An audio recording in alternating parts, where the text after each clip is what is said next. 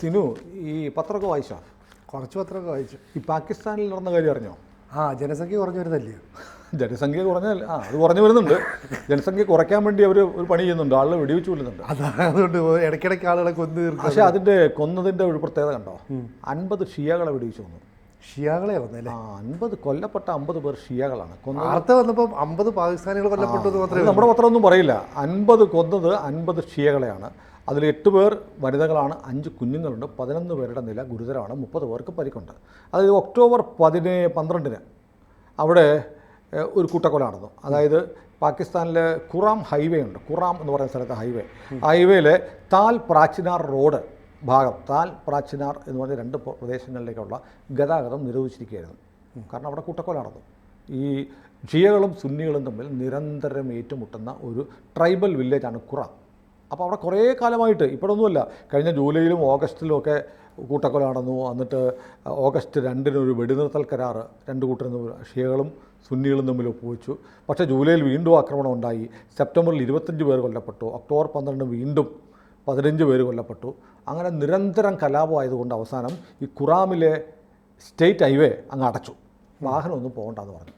അപ്പോൾ ഒക്ടോബർ 12 കഴിഞ്ഞപ്പോൾ നവംബറൊക്കെ ആയപ്പോഴത്തേക്ക് കുറച്ചൊക്കെ ശാന്തമായല്ലോ എന്ന് കരുതിയിട്ട് വാഹനങ്ങൾ കടത്തിവിടാൻ തുടങ്ങി. എങ്ങനെയാണെന്നറിയോ? കോൺവോയ് ആയിട്ടാണ്.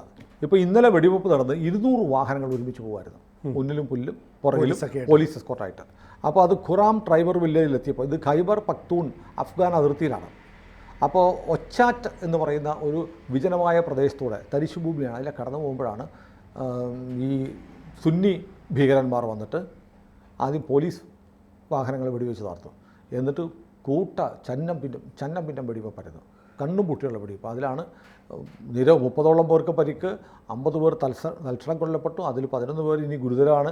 എന്ന് പറഞ്ഞാൽ ഒരു വലിയ കൂട്ടക്കൊല. ഷിയകളാണോ കൊന്നുകളയും, ഒന്നും നോക്കുന്നില്ല. അപ്പോൾ നമ്മളിപ്പം ഈ ഷിയ സുന്നി വിവാദം നടക്കുമ്പോൾ അതൊന്നും വലിയ വാർത്തയാക്കാതിരിക്കാൻ കേരളം നോക്കും. കാരണം മുസ്ലിം മാത്രമേ ഉള്ളൂ, മുസ്ലിം ജാതിയൊന്നുമില്ല.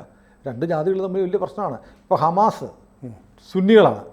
ഹമാസിന് സഹായമായിട്ട് വരുന്നത് ഇറാൻ ആയതുകൊണ്ട് ഷിയകൾക്ക് വേണ്ടി ഷിയ രാജ്യമായിട്ടും ഇവിടുത്തെ ഇറാന് വേണ്ടി ഇങ്ങനെ മപ്പടിച്ച് നിൽക്കുന്ന ഇവിടുത്തെ സുന്നികൾ കാണുന്നില്ലേ? എന്തിനാണ് നിങ്ങൾ പാകിസ്ഥാനിലെ, ഇവിടുത്തെ ആളുകളുടെയൊക്കെ ഇഷ്ട രാജ്യമാണല്ലോ പാകിസ്ഥാൻ, അല്ലേ? പാകിസ്ഥാൻ ഉള്ളിൽ ഖൽബിൽ ഇങ്ങനെ പാകിസ്ഥാനിരിക്കുന്ന ഒരുപാട് പേരുണ്ട്. അവർക്ക് പ്രിയപ്പെട്ട രാജ്യമായ പാകിസ്ഥാനിൽ എന്തേ സുന്നികൾ ഇങ്ങനെ ഷിയകളെ ഓടിച്ചിട്ട് വെടിവെച്ച് കൊല്ലുന്നു? ഇത് വാർത്ത പോലുമല്ല. അപ്പോൾ കൊല്ലപ്പെടേണ്ടവരുടെ കൂട്ടത്തിൽ കാഫിറിൻ്റെ പട്ടികയിൽ ഷിയകളും ഉണ്ട്. അപ്പോൾ ഇറാനും ഖമനയിക്കും വേണ്ടി ഇവിടെ കിടന്ന് വാല് പൊക്കുന്ന ആളുകൾ സമ്മതിക്കുമോ കൊല്ലപ്പെടേണ്ടവരാണെന്ന്? അത് പറയില്ല. അപ്പോൾ ഇത് അവസരവാദം എന്ന് പറയുന്ന സാധനം ഉണ്ടല്ലോ. അപ്പോൾ ഏതായാലും 200 വാഹനങ്ങളുമായി പോയ 200 വാഹനം എന്ന് പറയുന്നത് വലിയൊരു കോൺവോയാണ്. അതിൻ്റെ പിന്നിലും മുന്നിലും ഇടയ്ക്കുമൊക്കെ പോലീസും ഒക്കെ ഉണ്ടായിട്ട് ഇവർ വന്ന് കൊലപ്പെടുത്തി. അപ്പോൾ ഇത് വലിയൊരു ആക്രമണമാണ്. ഇപ്പോൾ പാകിസ്ഥാനിലെ വിദേശകാര്യമന്ത്രി ആഭ്യന്തരമന്ത്രി മോഷിൻ നഖ്വി എന്നാണ് പേര്, നമ്മളാരും കേട്ടിട്ടുണ്ടാകത്തില്ല. മോഷിൻ നഖ്വി പറയുന്നത്, എന്ത് ചെയ്യാനാണ്, എല്ലാ ദിവസവും ആക്രമണം നടത്തുവാണ്, ഇങ്ങനെ പോയാൽ എന്ത് ചെയ്യും? അവിടുത്തെ ആഭ്യന്തരമന്ത്രി ചോദിക്കുകയാണ്. അപ്പം എനിക്ക് വലിയ അതിശയം തോന്നി. ഇപ്പം നമ്മുടെ ആഭ്യന്തരമന്ത്രിക്കാണ് അടിച്ച പടത്തം ശരിയാക്കുന്നൊക്കെ പറയുമല്ലോ. പുള്ളി തലേ കൈവച്ചിട്ട്, എൻ്റെ ദൈവമേ, എല്ലാ ദിവസവും ഇതാണല്ലോ പരിപാടി, എന്നാ ചെയ്യാനാണ്? ഇതാണ് ഗതികേടാണല്ലേ പാകിസ്ഥാൻ ആഭ്യന്തരമന്ത്രി പറയുകയാണ്. അപ്പോൾ ഒരു രാജ്യത്തിൻ്റെ അവസ്ഥയാണ്. അപ്പോൾ നമ്മളീ പറയുന്ന ഈ മുസ്ലിം ബ്രദർഹുഡ്, ഞങ്ങൾ മുസ്ലിമുകളെന്ന് പറഞ്ഞാൽ ഞങ്ങൾക്ക് മുസ്ലിമിന് ലോകത്തെവിടെ നൊന്താലും ഞങ്ങൾക്ക് നോകും എന്നൊക്കെ പറയുന്ന ആളുകൾ പാകിസ്ഥാനിൽ എന്തുകൊണ്ട് സംഭവിക്കുമെന്ന് പറയുന്നില്ല. അവിടെ ഈ ഖുറാം മേഖലയിൽ പാക് താലിബാനുണ്ട്, ഇസ്ലാമിക് സ്റ്റേറ്റ് ഉണ്ട്, ഇവരൊക്കെ വളരെ സജീവമാണ്. അവിടെ ഈ ഭരണം, നമ്മൾ കഴിഞ്ഞ ദിവസം പറഞ്ഞു, പാകിസ്ഥാനിലെ 5 ജില്ല പോയി. 5 ജില്ല ഇസ്ലാമിക് സ്റ്റേറ്റ് താലിബാൻ ഭരിക്കുകയാണ്. അഫ്ഗാനിസ്ഥാനിലുള്ള താലിബാൻ്റെ കയ്യിലാണ്. ബലൂജ് മേഖലയിലെ കാര്യം അറിയാം. ബലൂചിസ്ഥാൻ വേറെ രാജ്യമാണെന്ന് പറഞ്ഞ് അവർ ചൈനക്കാരെ കണ്ടപ്പോൾ വിളിച്ചില്ല. ചൈനക്കാരാണെങ്കിൽ ഞങ്ങളുടെ ജീവനക്കാരെ സംരക്ഷിക്കാൻ ചൈനീസ് പട്ടാളത്തിനെ ഇറക്കണം എന്ന് പറഞ്ഞുകൊണ്ടിരിക്കുന്നു. പാകിസ്ഥാൻ അങ്ങോട്ട് പോകാൻ വയ്യ. അപ്പോൾ പാകിസ്ഥാൻ ഇങ്ങനെ വലിയ പ്രതിസന്ധിയിലാണ്. എൻ്റെ പ്രതിസന്ധി അതല്ല, ഇസ്ലാമിക ഭരണം ഇവരാവശ്യപ്പെട്ട് വാങ്ങിച്ചതല്ലേ? വിഭജനം, മുസ്ലിങ്ങൾക്ക് രാജ്യം വേണമെന്ന് പറഞ്ഞു. അങ്ങനെ മുസ്ലിങ്ങൾ അവിടെ പോയി. എന്നിട്ട് എന്തിനാണ് നിങ്ങൾ ഈ മുസ്ലിങ്ങളുടെ കൂട്ടത്തിലുള്ള ഒരു അവാന്തര വിഭാഗമായ ഷിയകളെ കൊല്ലുന്നത് എന്തിനാണ്? ഇതൊരു വലിയ ചോദ്യമല്ലേ? ഇപ്പോൾ ഇവിടെ കേരളത്തിൽ ഷിയകൾ ഉണ്ടായിരുന്നെങ്കിൽ, കേരളത്തിലുണ്ട് ഷിയകൾ, ചില പോക്കറ്റുകളിലൊക്കെ ഉണ്ട്. ഇപ്പോൾ ഈ മലബാറിലൊക്കെ ഉള്ള ഷിയകൾ ഈ പറഞ്ഞ പോലെ ഷിയ വിശ്വാസധാര വിട്ടിട്ട് സുന്നികളായി, വേറെ മാർഗ്ഗമില്ല. എന്നാൽ കൊച്ചി പോലെ ഉള്ള ചില സ്ഥലങ്ങളിൽ അവശേഷിക്കുന്ന കുറച്ച് ഷിയകളുണ്ട്. അവർ പിന്നെ ഒന്നിനുമില്ലാതെ അവരുടെ കാര്യം നോക്കി സമാധാനത്തോടെ ജീവിക്കുകയാണ്. അല്ലെങ്കിൽ എന്ത് പറ്റുന്നറിയോ, അവർ ആക്റ്റീവായിട്ടുണ്ടെങ്കിൽ നമ്മളിപ്പോൾ ഇസ്ലാമിക ഉമ്മത്തിന് വേണ്ടി നിൽക്കുന്ന ആളുകൾ എന്നൊക്കെ പറയുന്ന കേരളത്തിലെ ആളുകളുണ്ടല്ലോ, ഇവിടെ ഒരു 1 ലക്ഷം അല്ലെങ്കിൽ 2 ലക്ഷം ഷിയകളുണ്ടെന്നിരിക്കട്ടെ, ഒരു സംശയമില്ല ഇവന്മാർ ഓടിച്ചിട്ട് ഷിയകൾ അടിക്കരുത്. അഹമ്മദിയ ഇവിടെയൊക്കെ ചെറിയ പള്ളികളൊക്കെ ഉണ്ട്, കൊച്ചിയിലുണ്ട്, കോഴിക്കോടും ചിലയിടത്തൊക്കെ ഉണ്ട്. അവർ ഒരു വലിയ ഗ്രൂപ്പായിരുന്നെങ്കിലോ ഉറപ്പാണ് ഇപ്പോൾ പാകിസ്ഥാനിൽ നടക്കുന്ന അതേ കലാപം, അതേ കൂട്ടക്കൊല, അതേ സംഘർഷം ഇവിടെ ഉണ്ടാവരുത് അല്ലേ. അപ്പോൾ അവർക്ക് ഈ ഇസ്ലാമിക രാജ്യങ്ങൾ, അപ്പോൾ ഞങ്ങളുടെ സ്വപ്ന രാജ്യം ഇസ്ലാമിക രാജ്യം വേണം, ശരീഅത്ത് നിയമം വേണമെന്നും പറഞ്ഞ് അവിടെ പോയി കഴിഞ്ഞാൽ പിന്നെ അവിടെ ഈ ഹിന്ദുക്കളും ക്രിസ്ത്യാനികളും ജൂതന്മാരും ഒന്നുമില്ല ശത്രുക്കളായിട്ട്, കാഫിറുകളായിട്ട്. അപ്പോൾ അവർ കാഫിറുകളെ എവിടെ നിന്ന് കണ്ടെത്തുന്നറിയോ, ഇസ്ലാമിൽ നിന്ന് കണ്ടെത്തും. അവർക്കൊരു കാഫിറിനെ വേണം, എപ്പോഴും ഒരു കാഫിറിനെ വേണം. എപ്പോഴും നമുക്ക് യുദ്ധം ചെയ്തുകൊണ്ടിരിക്കുക. നമ്മളിങ്ങനെ യുദ്ധമാണല്ലോ. ഞാൻ പണ്ടൊരു കാർട്ടൂൺ കണ്ടു, ഇങ്ങനെ പൊരുതി അവസാനം ഒരാൾ മാത്രമായി, ഒരു ജിഹാദി മാത്രമായി. അപ്പോൾ അയാൾ എന്ത് ചെയ്തറിയോ, കാലിലൊരു വാൾ ഫിറ്റ് ചെയ്തു, കയ്യിലൊരു വാൾ ഫിറ്റ് ചെയ്തു, എന്നിട്ട് ഇത് തമ്മിൽ വെട്ടിക്കൊണ്ടിരിക്കും, യുദ്ധം ചെയ്തുകൊണ്ടിരിക്കും. ജിഹാദ് ചെയ്തേ പറ്റുള്ളൂ. അപ്പോൾ എനിക്ക് മനസ്സിലാവാത്ത, നിങ്ങൾ കാഫിറുകളെ കൊല്ലണം എന്നുള്ള നിങ്ങളുടെ പ്രഖ്യാപിത ലക്ഷ്യമാണ് ആണല്ലോ. നിങ്ങൾ ആദ്യം ജൂതനെ കൊല്ലും, പിന്നെ ക്രിസ്ത്യാനിയെ കൊല്ലും, പിന്നെ ഇന്ത്യ പിടിച്ചെടുക്കണം, അങ്ങനെ ഉണ്ടല്ലോ. അതിനുള്ള പദ്ധതിയൊക്കെ നിങ്ങളുടെയിലുണ്ട്. അങ്ങനെ കാഫിറുകളെ ഉന്മൂലനം ചെയ്യുക. ഒന്നല്ലെങ്കിൽ കാഫിറുകളെ പറഞ്ഞ് മനസ്സിലാക്കി നമ്മുടെ കൂട്ടത്തിൽ കൊണ്ടുവരണം, അല്ലെങ്കിൽ കാഫിറിനെ തീർക്കണം വന്നില്ലെങ്കിൽ. അപ്പോൾ ഇതാണ് അജണ്ട. എന്നാൽ പിന്നെ നിങ്ങളുടെ തന്നെ ഒരു അവാന്തര വിഭാഗമായ ആളുകളെ നിങ്ങൾ കൊല്ലുന്നതിനാ? അത് ഈ പുള്ളി നബിക്ക് ശേഷം ആരായിരുന്നു പ്രവാചകൻ? തർക്കം നിസ്സാരമാണ്. നബിക്ക് ശേഷം ആരാവണം പ്രവാചകൻ? ഇതാണ് പ്രശ്നം. അതിന് അലി പറഞ്ഞത്, അലി വിഘടിച്ച് മാറി. അതുകൊണ്ട് അവർ ഷിയകളായി. അതുകൊണ്ട് അവർ അന്നത്തെ തീരുമാനം അംഗീകരിക്കാത്തതുകൊണ്ട് അവരെ കൊല്ലണം. അപ്പോൾ നോക്കൂ, ആരാണ് യഥാർത്ഥ പിന്തുടർച്ചക്കാരൻ എന്നതിൻ്റെ പേരിൽ നൂറ്റാണ്ടുകൾക്ക് മുമ്പ്, 1400 വർഷങ്ങൾക്ക് മുമ്പുണ്ടായൊരു തർക്കമാണ്. ഇന്നും അതിൻ്റെ പേരിൽ ഷിയകളെ കൊല്ലുകയാണ്. അതാലോചിച്ച് നോക്കി, എന്തൊരു പകയാണപ്പാ. നമ്മൾ കേട്ടിട്ടുണ്ടോ, ഈ ചിലപ്പോൾ ചില കുടുംബങ്ങളിലൊക്കെ പകയുണ്ടാവും അങ്ങോട്ടും ഇങ്ങോട്ടും. പ്രത്യേകിച്ച് കണ്ണൂർ ഭാഗത്തൊക്കെ അവിടെയൊക്കെ ഈ മരുമക്കത്തായ ധാരയിൽ വിശ്വസിക്കുന്ന ആളുകൾ കൂടുതലുണ്ടായിരുന്ന സ്ഥലമാണ്. അതിൻ്റെ രക്തത്തിൽ നിന്ന് പോയിട്ടില്ല. അതുകൊണ്ട് ഞാൻ മനസ്സിലാക്കുന്ന കണ്ണൂരൊക്കെ എന്ന് വെച്ചാൽ അച്ഛനുള്ളതിനൊപ്പമോ ഒരുപക്ഷെ അതിൽ കൂടുതലോ സ്വാധീനം കുടുംബങ്ങളിൽ ഇപ്പോഴും അമ്മാവന്മാർക്കുണ്ട്. അപ്പോൾ ഈ CPM RSS ഒക്കെ ആയിട്ടുള്ള സംഘടനകളിൽ കൊല്ലപ്പെടുന്ന ആളുകളുണ്ടല്ലോ, അവരുടെയൊക്കെ അനന്തരവന്മാരാണ് പകരം വീട്ടാൻ ചെല്ലുന്നത്. ശരിക്കും കുടുംബങ്ങൾ തമ്മിലുള്ള പകയാണ് പിന്നീട് രാഷ്ട്രീയ പകയായിട്ട് മാറുന്നത്. രാഷ്ട്രീയ പക കുടുംബ പക കൂടിയായിട്ട് മാറും. ഇങ്ങനെ സംഭവിക്കാറുണ്ട്. അത് കണ്ണൂരൊക്കെ സംഭവിക്കുന്നില്ല. പലയിടത്തും നോക്കുമ്പോൾ അമ്മാവൻ അനന്തരവൻ മക്കളൊക്കെ കൂടുതൽ വേറോടെ വാശിയോടെ നിൽക്കുന്നവരാണ്. അപ്പോൾ അത് പക്ഷേ അതൊരു രക്തബന്ധത്തിൻ്റെ പേരിലാണ് അല്ലേ. അതെ. പക്ഷേ ഇവിടെ എന്താണ് പക്ഷേ അതുപോലും 1-2 തലമുറ കഴിഞ്ഞ് കഴിയുമ്പോൾ എല്ലാം പറ്റാറ്. കുറച്ച് സംഭവങ്ങളെ കഴിയുമ്പോൾ ഇവർ കോംപ്രമൈസ് ആയിട്ട് ഇങ്ങനെ പരസ്പരം കൊല്ലപ്പെട്ട വീടുകളിൽ നിന്ന് കല്യാണം കഴിച്ച സംഭവങ്ങൾ പോലും ഉണ്ട്.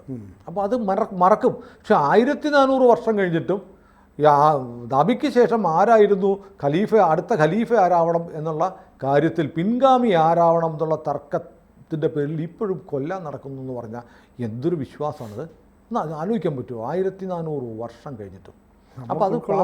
അപ്പോൾ അതിന് നോക്കൂ, അവിടെ കൊല്ലുമ്പോൾ ഇപ്പോൾ ഹമാസ്, ഇസ്രയേൽ കുഞ്ഞുങ്ങളെ കൊല്ലുന്നു എന്ന് പറയുന്നു, സ്ത്രീകളെ കൊല്ലുന്നു, കുഞ്ഞുങ്ങളെ കൊല്ലുന്നു. ഇന്നലെ പോയ വണ്ടിയിൽ മരിച്ചിരിക്കുന്ന 8 പേർ വനിതകളാണ്, 5 പേർ കുഞ്ഞുങ്ങളാണ്. തടഞ്ഞു നിർത്തി വെടിവെച്ചു ഒന്നാണ്. മറ്റത് ബോംബ് വന്ന് വീഴുമ്പോൾ, അല്ലെ പീരങ്കിക്ക് വെടിവെക്കുമ്പോഴും പാറ്റൻ ടാങ്ക് വെടിവെക്കുമ്പോൾ കെട്ടിടം നേർന്ന് മരിക്കുന്നതാണ്. അല്ലാതെ ഇസ്രായേൽ പിടിച്ചിട്ട് കുട്ടികളെ പിടിച്ച് നിരത്തി നിർത്തി കുട്ടികളെ കൊല്ലുന്നില്ല. ഇവന്മാർ ചെയ്തപോലെ ഇവന്മാർ ഒക്ടോബർ 7-ന് ഇസ്രായേലിൽ കയറിയിട്ട് എന്താ ചെയ്ത്, കുഞ്ഞുങ്ങളെ തലമുടിക്ക് പിടിച്ചിട്ട് കഴുത്ത് വെട്ടുമായിരുന്നു ഇതല്ലേ. സ്ത്രീകളെ കുത്തി കൊല്ലുകയും വണ്ടിക്കകത്തിട്ട് റേപ്പ് ചെയ്യുക. നമ്മൾ വീഡിയോ കണ്ടതാണ്. ഇതൊന്നും ഇസ്രായേൽ ചെയ്യുന്നില്ല. ഇസ്രായേൽ പട്ടാളക്കാർ പോയി കുഞ്ഞുങ്ങളെ കൊല്ലുന്ന ഒരു വീഡിയോ കണ്ടിട്ടോ. ആ സ്ത്രീകളെ ബലാത്സംഗം ചെയ്തിട്ട് അവരുടെ നഗ്ന ശരീരങ്ങൾ പിക്കപ്പ് വാനുകളിലിട്ടുകൊണ്ട് പോകുന്ന ഒരു വീഡിയോ ഇസ്രായേൽ സൈനികർ ചെയ്യുന്നത് ഈ പറഞ്ഞ സുഡാപ്പികൾക്ക് അല്ലെങ്കിൽ ഹമാസ് വാദികൾക്ക് കാണിച്ചു തരാൻ പറ്റുമോ? ഇല്ല. അപ്പോൾ ഇവിടെ എന്താ ചെയ്തത്? പാകിസ്ഥാനിലെ ഖുറാമിൽ എന്താണ് ചെയ്തിരിക്കുന്നത്? വണ്ടി നടന്നു നിർത്തിയിട്ട് സ്ത്രീകളെ, കുഞ്ഞുങ്ങളെ, അക്കൂട്ടത്തിൽ കാണും ഗർഭിണി. അതെ. അപ്പോൾ നിങ്ങൾക്ക് ഈ ശൂലം ഗർഭിണി എന്നൊക്കെ പറയുമ്പോൾ അക്കൂട്ടത്തിൽ ഗർഭിണികളുണ്ടെങ്കിൽ, കുഞ്ഞുങ്ങളുണ്ടെങ്കിൽ അവരെ കൊല്ലാമോ?